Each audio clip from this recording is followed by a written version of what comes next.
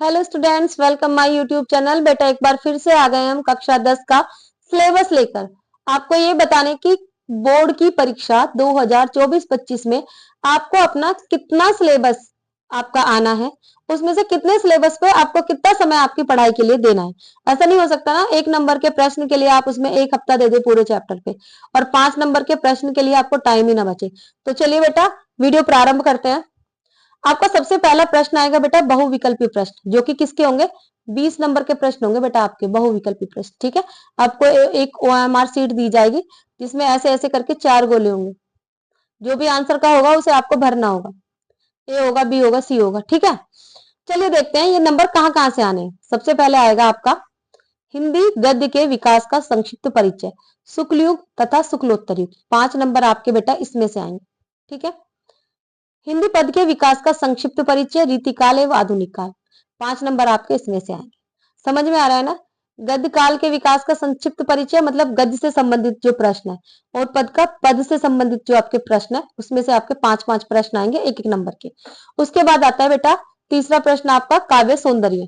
काव्य सौंदर्य किसे कहते हैं, रस छंद और अलंकार, वे तत्व जो काव्य की शोभा को बढ़ाते हैं उसे हम काव्य सौंदर्य कहते हैं, और उसमें रस छंद और अलंकार हम गिनते हैं। ठीक है, इसमें से आपका एक एक नंबर का प्रश्न आना है, 1 नंबर रस में से, एक अलंकार में से और एक छंद में से।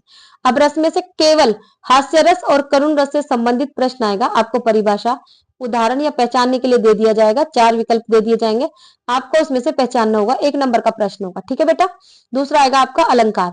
अर्थ अलंकार में कौन कौन से होंगे, उपमा अलंकार, रूपक, उत्प्रेक्षा। इसमें से आपको 1 नंबर का प्रश्न आ जाएगा। आपको पहचानने के लिए या तो उदाहरण दिया जाएगा या परिभाषा दी जाएगी, आपको पहचानना होगा कौन सा अलंकार है। ठीक है, छंद सोरठा एवं रोला, केवल यही दोनों छंद आएंगे और ये दोनों छंद आपको पहचानने के लिए दिए जाएंगे 4 विकल्प के साथ।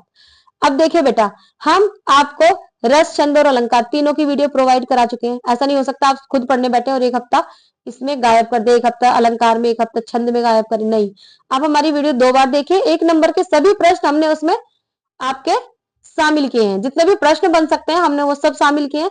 हमारी 18-19 मिनट की वीडियो है, केवल आप उसे 2 बार देखेंगे, आपको सब कुछ कंठस्थ हो जाएगा। उसके बाद चलते हैं हिंदी व्याकरण पे बेटा। अब हिंदी व्याकरण में क्या आएगा, शब्द रचना के तत्व। अब शब्द रचना के तत्व से बेटा 3 नंबर के प्रश्न आएंगे, एक एक नंबर के। 1 नंबर का प्रश्न उपसर्ग से आएगा, 1 नंबर का समास से आएगा और 1 नंबर का तत्सम और तद्भव से आएगा। ठीक है बेटा, ये प्रश्न भी हमने आपको करा दिए हैं। चलिए उसके बाद आते हैं संस्कृत व्याकरण में। संस्कृत व्याकरण में बेटा केवल सर्वनाम के तद और युष्मद के 1 नंबर का सवाल आएगा, केवल 1 नंबर का प्रश्न आता है आपका बेटा।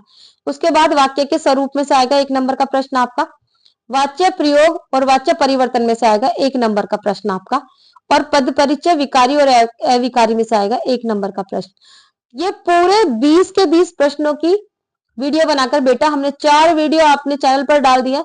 आपको इन चैप्टर्स में अपनी मत्थापच्ची करने की बिल्कुल आवश्यकता नहीं है, आप वीडियो उठाकर देख लीजिए। यदि आपको वीडियो में कोई क्वेश्चन कंफ्यूजिंग रह जाता है तो हमने इनका सबका उपसर्ग, समास, प्रत्यय, रस, अलंकार सबकी वीडियोस डाली हुई है। आप 2-2 बार वीडियो देखिए, 1 नंबर का क्वेश्चन आपका क्लियर हो जाएगा। आपको इसमें 2 दिन 4 दिन देने की आवश्यकता नहीं है। जो काम आपका घंटों का है आप उसे घंटे में ही निपटाइए बेटा, क्योंकि बोर्ड परीक्षा आने वाली है। ये तो हो गई आपके 20 नंबर के प्रश्न की बात। अब आगे देखते हैं बेटा। उसके बाद आते हैं आपके वर्णात्मक प्रश्न, जो आपको लिखने पड़ेंगे खंड में। सबसे पहले क्या आएगा बेटा, गद्य हेतु निर्धारित पाठ्य वस्तु से गद्यांश पर आधारित प्रश्न। आपको 2 गद्यांश दिए जाएंगे, जिसमें से कोई एक गद्यांश के प्रश्न आपको करने होंगे। गद्यांश पर आधारित 3 प्रश्न होंगे, वो तीनों प्रश्न के उत्तर गद्यांश में होंगे, वो आपको पढ़ के करने होंगे। दूसरा आता है बेटा आपका पद्यांश हेतु निर्धारित पाठ्य वस्तु से पद्यांश पर आधारित प्रश्न। जो आपके पद्यांश हैं, जैसे कौन कौन से हैं, सूरदास जी हैं, तुलसीदास जी हैं, रहीम है, रसखान है, महादेवी वर्मा है, इनसे संबंधित जितने भी पद हैं उनमें से कोई 2 पद है, उनसे उन्हीं चैप्टरों से बेटा कोई 2 पद ले लिए जाएंगे। उन पे 3 प्रश्न दे दिए जाएंगे जो आपको उसी पदों में से छांटकर लिखने होंगे। अब इसमें क्या होता है बेटा, संस्कृत गद्यांश का संदर्भ सहित अनुवाद आएगा आपका। एक संस्कृत का गद्यांश आएगा और एक संस्कृत का पद्यांश आएगा। आपको संस्कृत का उसका क्या करना पड़ेगा बेटा, संस्कृत को हिंदी में कन्वर्ट करना पड़ेगा, संस्कृत का अनुवाद हिंदी में करना पड़ेगा और उसका संदर्भ भी लिखना पड़ेगा। मतलब आपको बताना पड़ेगा कौन से चैप्टर से लिया गया है। ऐसे ही आपका संस्कृत का पद्यांश आएगा, उसकी भी आपको हिंदी में कन्वर्ट करना पड़ेगा, आपको हिंदी में उसका अनुकरण करना पड़ेगा और बताना पड़ेगा कि कौन से पार्ट से लिया गया है। ठीक है, फिर आएगा 5वां प्रश्न, निर्धारित खंड काव्य से कथानांक, चरित्र चित्रण एवं तथ्य आधारित प्रश्न करो। यानी कि जैसे आपका है मुक्ति बोध, बहुत सारे होते हैं, आपका मुक्ति बोध है बेटा, तो मुक्ति बोध वाले खंड काव्य में से आपसे कोई से भी सर्ग की सारांश पूछ लिया जाएगा, कथानांक पूछ लिया जाएगा, या फिर उसका जो नायक है उसका चरित्र चित्रण पूछ लिया जाएगा। ये आपका 3 नंबर का प्रश्न होगा। ठीक है बेटा, ऐसे ही आपके जो गद्यांश पर आधारित प्रश्न का है ये 6 नंबर का होगा, पद्यांश पर आधारित भी 6 नंबर का होगा, और संस्कृत का जो आपको हिंदी में परिवर्तन करना है वो 5 नंबर का होगा। जो संस्कृत पद्यांश को आपको हिंदी में परिवर्तन करना है वो भी 5 नंबर का होगा।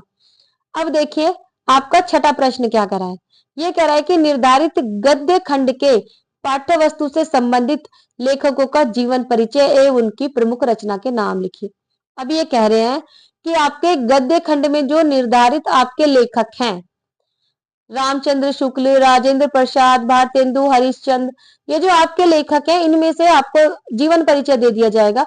उनमें से किसी एक लेखक का आपको जीवन परिचय लिखना और उसकी रचनाएं लिखनी है। ठीक है, अब आता है दूसरा, छठे में ही एक है प्रश्न है, निर्धारित पाद्य खंड के पाठ्य पुस्तक से संबंधित कवियों का जीवन परिचय। ये बेटा आपने लेखक का जीवन परिचय करा था, 4 लेखक आएंगे, उनमें से किसी एक का जीवन परिचय लिखना पड़ेगा आपको, ये 5 नंबर का होगा।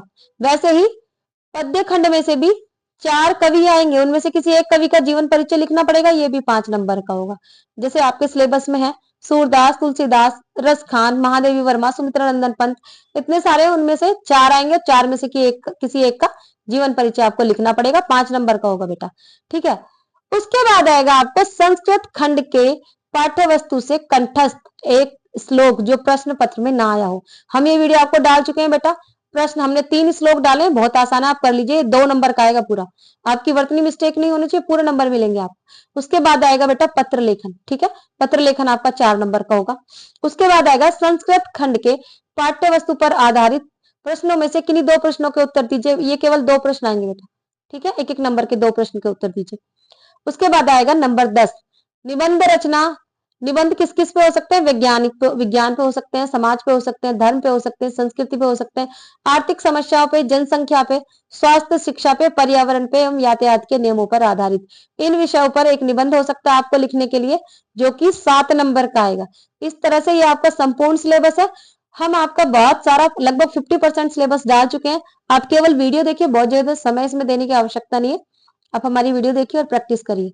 ठीक है बेटा, हम आपको आपका संपूर्ण सिलेबस कवर करा देंगे। चलिए मिलते हैं अगली वीडियो में, नमस्कार।